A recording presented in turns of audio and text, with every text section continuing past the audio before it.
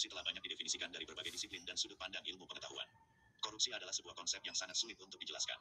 Secara umum korupsi dapat dikatakan sebagai penggunaan kekuasaan publik untuk kepentingan pribadi. Kekuasaan publik adalah kekuasaan yang diberikan oleh publik. Publik bisa berarti masyarakat atau organisasi yang ada di dalamnya.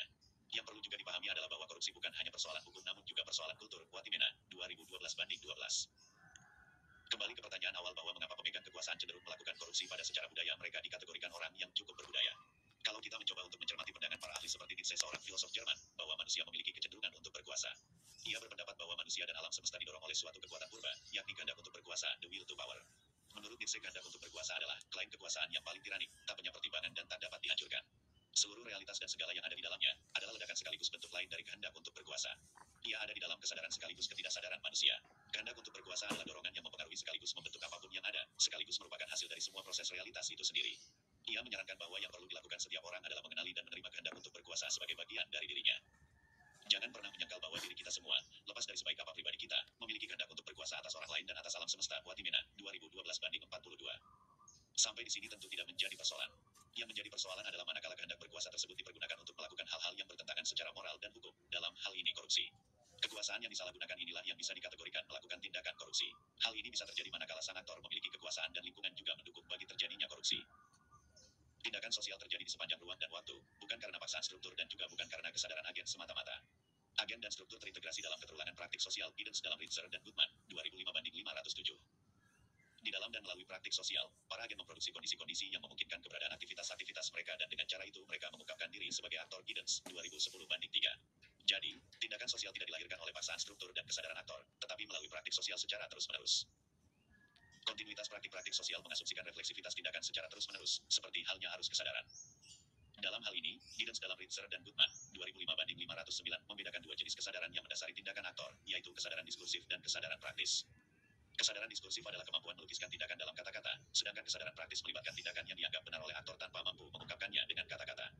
Apabila kesadaran diskursif berkaitan dengan stok pengetahuan yang dimiliki para aktor, maka kesadaran praktis justru inheren dengan rutinisasi kehidupan sosial.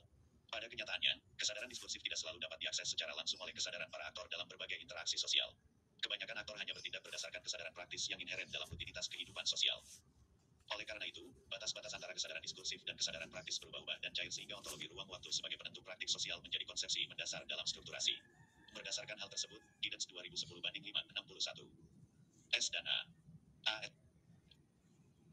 Membangun model stratifikasi yang melibatkan monitoring refleksif, rasionalisasi tindakan, dan motivasi tindakan sebagai serangkaian proses yang melekat.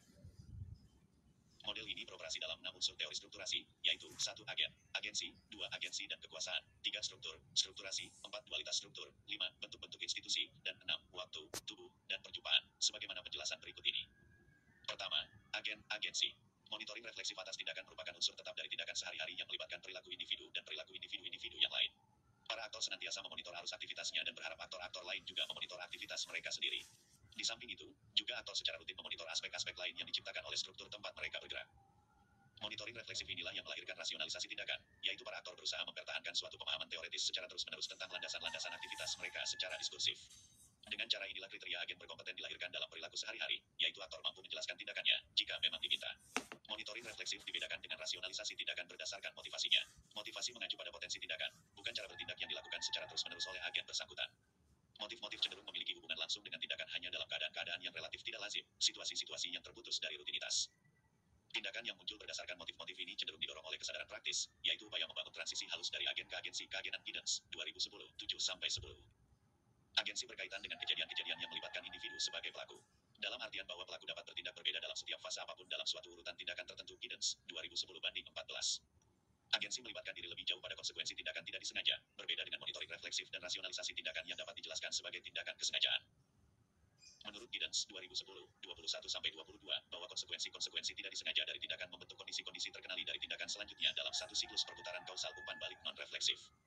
Konsekuensi-konsekuensi tidak disengaja itu secara rutin disebarluaskan sebagai sebuah hasil tidak terelakkan dari perilaku rutin yang secara refleksif tetap dipertahankan oleh pelakunya. Hal ini menegaskan bahwa setiap tindakan sosial melahirkan konsekuensi-konsekuensi, baik disengaja maupun tidak disengaja yang seluruhnya dirutinisasi dalam waktu dan ruang sosial. Kedua, agensi dan kekuasaan. Hubungan logis antara agensi dan kekuasaan mengandaikan bahwa menjadi seorang agen harus mampu menggunakan secara rutin dalam kehidupan sehari-hari sederet kekuasaan kausal, termasuk memengaruhi kekuasaan-kekuasaan yang dijalankan orang lain. Giddens, 2010-23.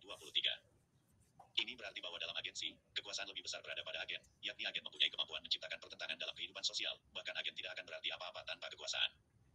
Dengan kata lain, aktor berhenti menjadi agen bila ia kehilangan kemampuan menciptakan pertentangan. Giddens dalam Ritzer dan Goodman, 2005-509-512. Menurut Giddens, 2010-25, bahwa kekuasaan dalam sistem sosial memiliki suatu kontinuitas di sepanjang ruang dan waktu yang mengandaikan utilisasi relasi-relasi kemandirian dan ketergantungan di antara para aktor ataupun kelompok dalam konteks interaksi sosial. Ketergantungan menawarkan sejumlah sumber daya yang memberikan kemampuan bagi kelas subordinat untuk memengaruhi aktivitas para aktor dominan. Inilah yang disebut dialektika kendali, dialectic of control, dalam sistem-sistem sosial. Artinya, agensi dan kekuasaan berlangsung secara dialektis dalam keseluruhan interaksi sosial tanpa dominasi, melainkan kondisi ketergantungan. Ketiga, struktur dan strukturasi. Untuk menjelaskan unsur ini, Giddens 2010-40 memberikan penjelasan tentang struktur, sistem, dan strukturasi secara berbeda dengan kaum strukturalis. Struktur dijelaskan adalah aturan dan sumber daya, atau seperangkat relasi transformasi, terorganisasi sebagai kelengkapan-kelengkapan dari sistem-sistem sosial. Sementara itu, sistem adalah relasi-relasi 62. DHARMASMRTI.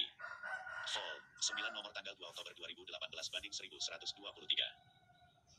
Yang direproduksi di antara para aktor atau kolektivitas, terorganisasi sebagai praktik-praktik sosial reguler. Berikutnya, strukturasi adalah kondisi-kondisi yang mengatur keterulangan atau transformasi struktur-struktur, dan karenanya adalah reproduksi sosial itu sendiri. Dengan demikian, menganalisis strukturasi dari sistem-sistem sosial berarti mempelajari cara-cara bagaimana suatu sistem yang tertanam dalam aktivitas-aktivitas aktor tertentu yang berpegang pada aturan-aturan dan sumber daya dalam beragam konteks tindakan, diproduksi dan direproduksi dalam interaksi. Keempat, dualitas struktur.